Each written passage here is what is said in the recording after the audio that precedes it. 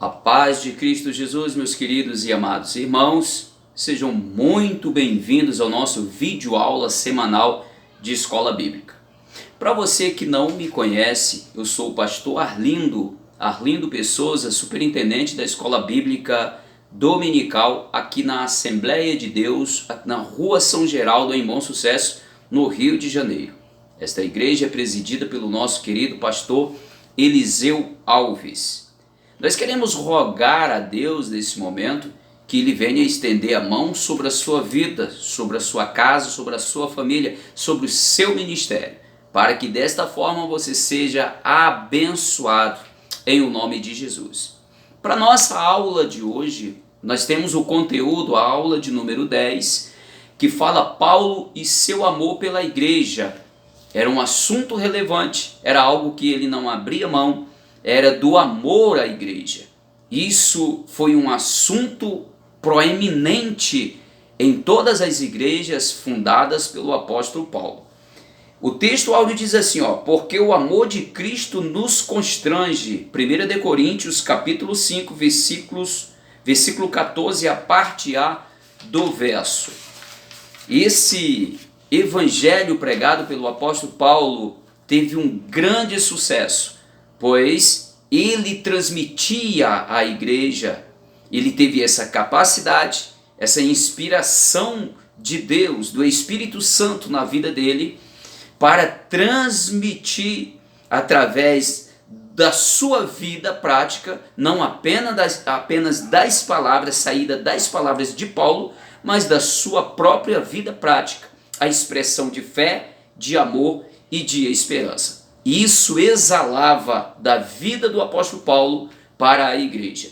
Por isso, acredito eu que não teve muito problema, ou seja, em as pessoas receberem e aderirem-se a esse ministério, a esse evangélico salvador. Claro que foi com muito sofrimento e dor, açoites, perseguições e coisas desta natureza que o apóstolo Paulo sofreu, mas a eficácia da pregação do evangelho, do amor expresso pelo apóstolo Paulo, não com palavras, mas com ações, foi um dos fatores que uniu a igreja, que veio ter esse grande sucesso, porque teve a aprovação de Deus. Bem, então o assunto principal aqui, o objetivo principal da nossa videoaula, além de estarmos aqui oferecendo subsídios que temos aqui apanhado dos estudos do comentarista desse trimestre, nós vamos aqui falar. Por exemplo, o objetivo geral aqui é compreender o amor pela igreja.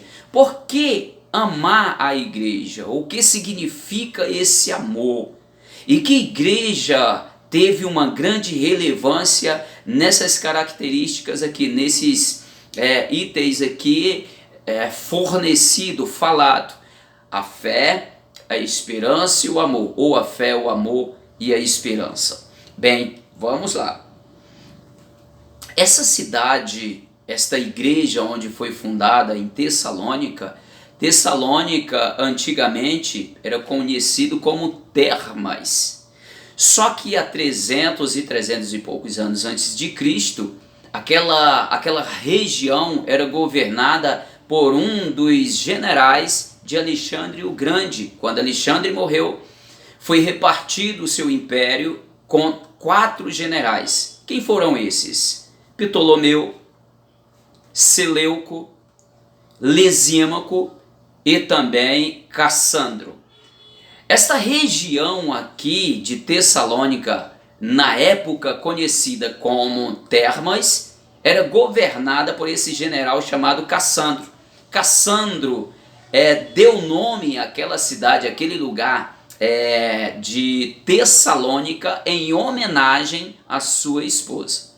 Pois bem, esta cidade, Tessalônica, que ficava na Macedônia, esse lugar foi um lugar onde o apóstolo Paulo implantou uma igreja, onde ele estabeleceu uma igreja, e esta igreja, ela se desenvolveu de tal forma, nessas essências aqui, a fé, o amor e a esperança, que veio a ser notório, veio ser conhecido de muitos, a ponto do apóstolo Paulo dizer que não precisava falar mais a respeito da crescente fé daquele povo que morava em Tessalônica, pois o próprio exemplo já falava por si próprio.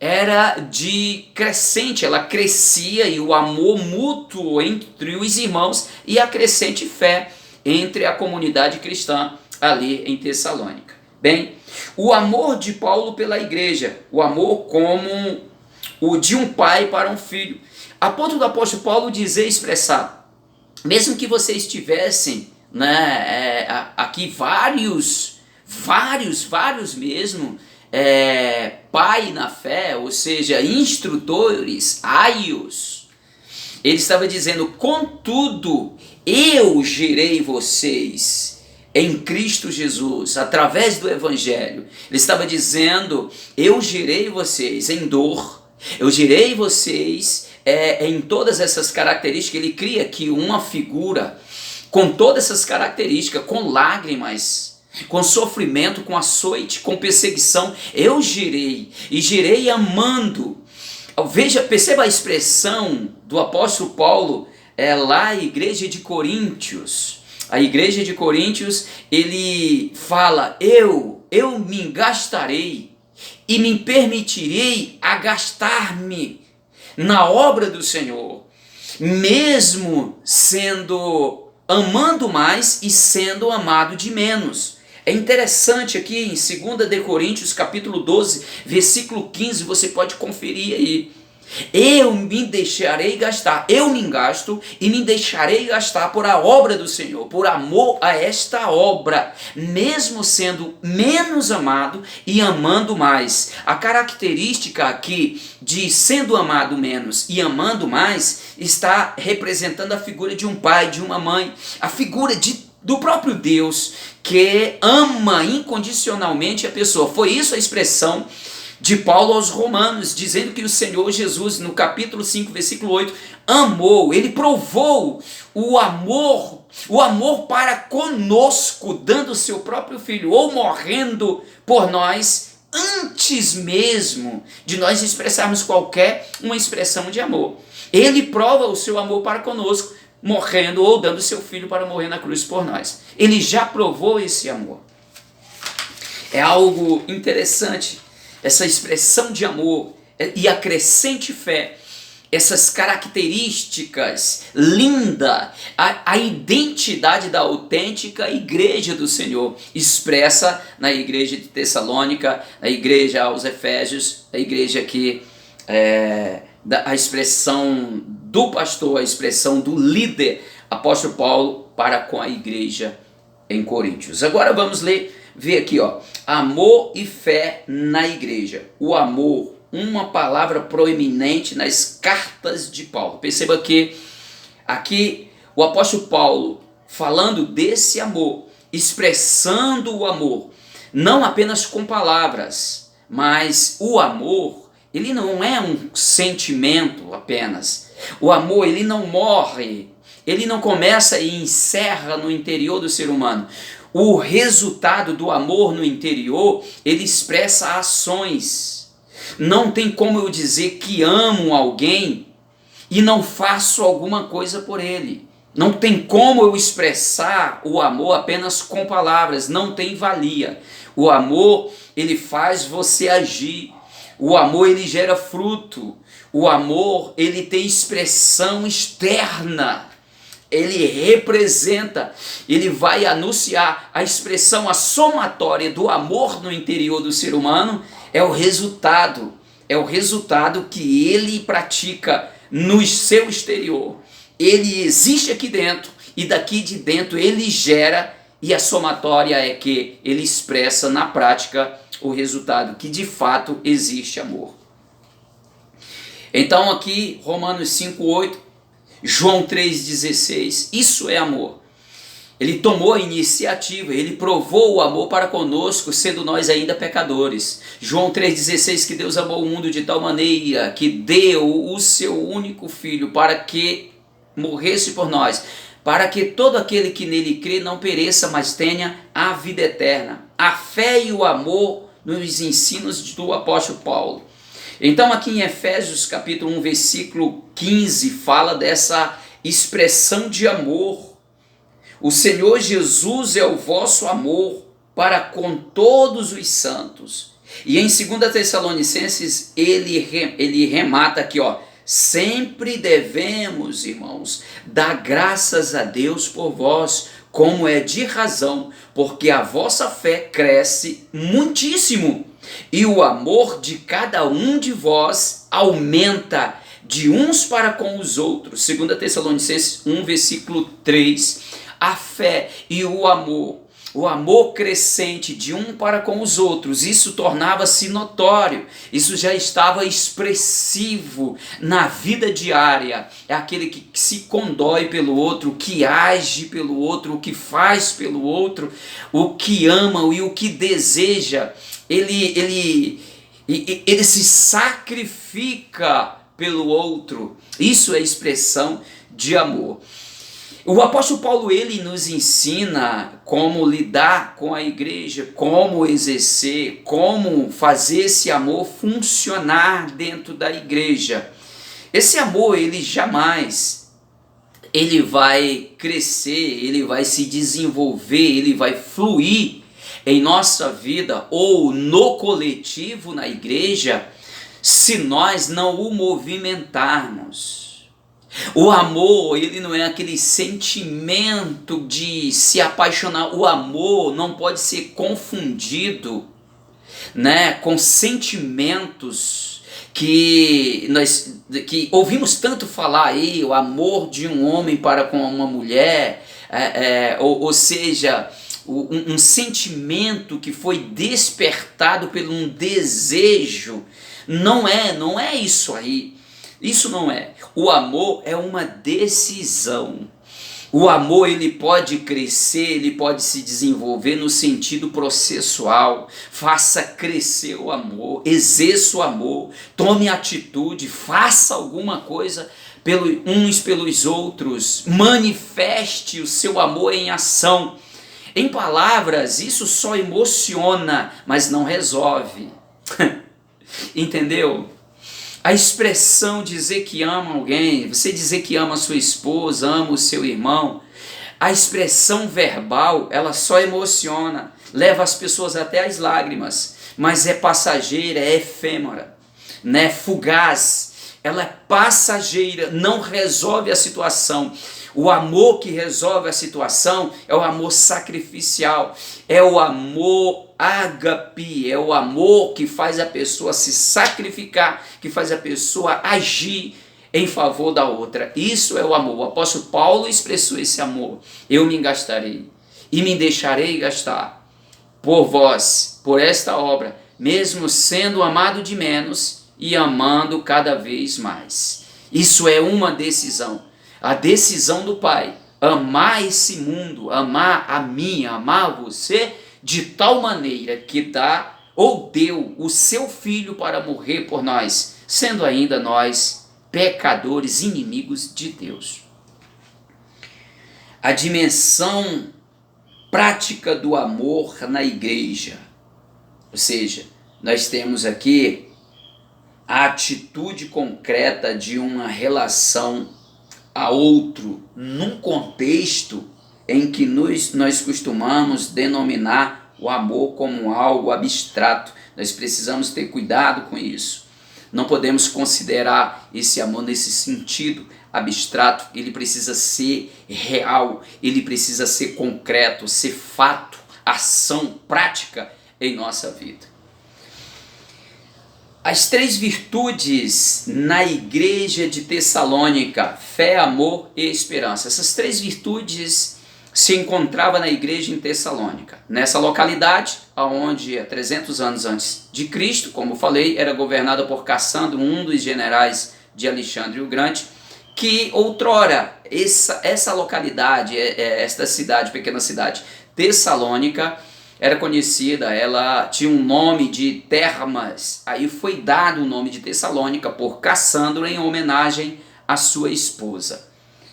Então vamos lá, as três virtudes teológicas, né, ou teologais, em 1 Tessalonicenses capítulo 1, versículo 3, isso torna-se uma tríade da virtude na igreja, né, na igreja, e também ensinada pelo apóstolo Paulo. A virtude da fé.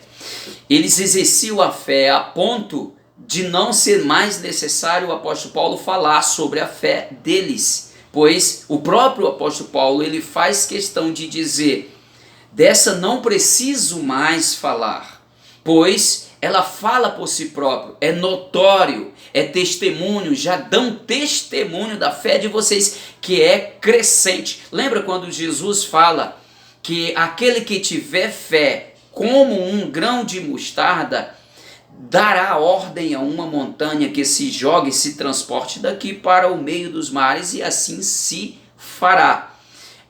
A fé como um grão de mostarda. A Bíblia jamais falou, ou você jamais vai encontrar escrito na Bíblia a fé do tamanho de um grão de mostarda. Não, é como um grão de mostarda, porque sendo a menor semente, torna-se um dos maiores arbustos, a ponto dos pássaros se aninharem nela. Ou seja, de pequeno ela torna-se grande. Para ela crescer é preciso processos, é preciso aprovações, evolução. É a fé que cresce, a fé que aumenta.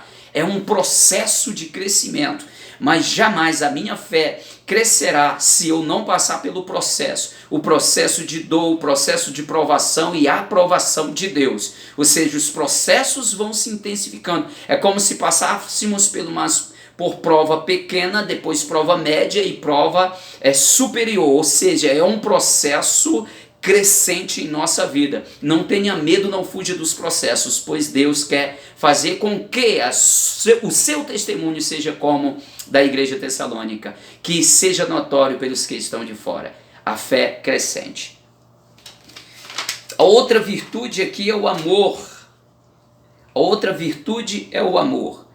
Você percebe que o amor ele gera fruto. Não adianta dizer que existe amor se não tem fruto.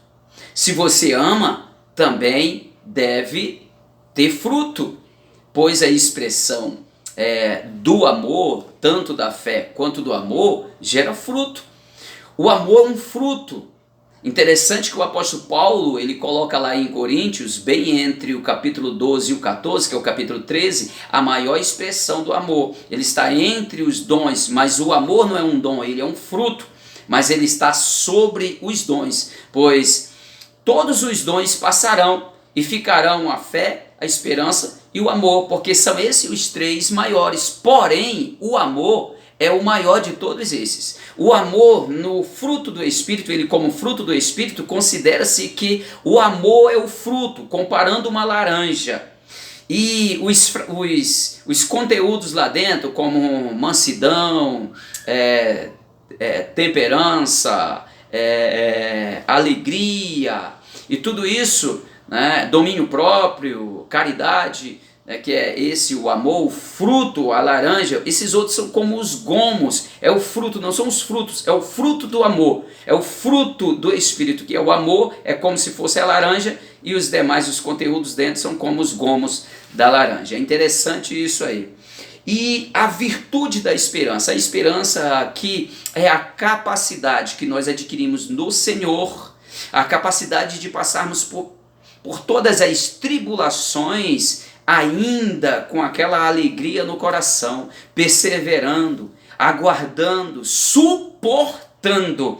Isso traz esta virtude, a virtude da esperança. E a esperança não traz confusão, ela aguarda no centro da tribulação, das adversidades, mas você continua suportando tudo aquilo na esperança. É interessante que quando o apóstolo Paulo faz uma expressão sobre Abraão, que ele, envelhecido, passado o costume já, tanto da sua esposa quanto dele, já avançado em idade, ele teve esperança contra a esperança, que seria pai de uma grande nação e também de nações, de povos. Como esperança contra a esperança?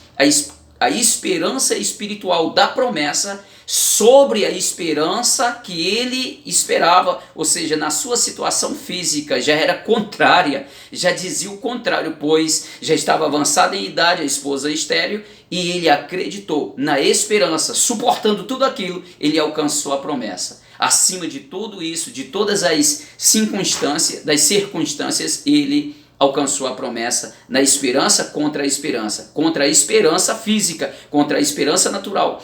Ele foi além porque esperou no sobrenatural de Deus. Deus abençoe a sua vida para esta aula, para esse domingo. Essa é a porção. Que Deus possa te abençoar em sua casa, na sua sala de aula, e abençoe toda a sua família. Fique em paz e fique com Cristo Jesus, e até a próxima, assim querendo o nosso Deus.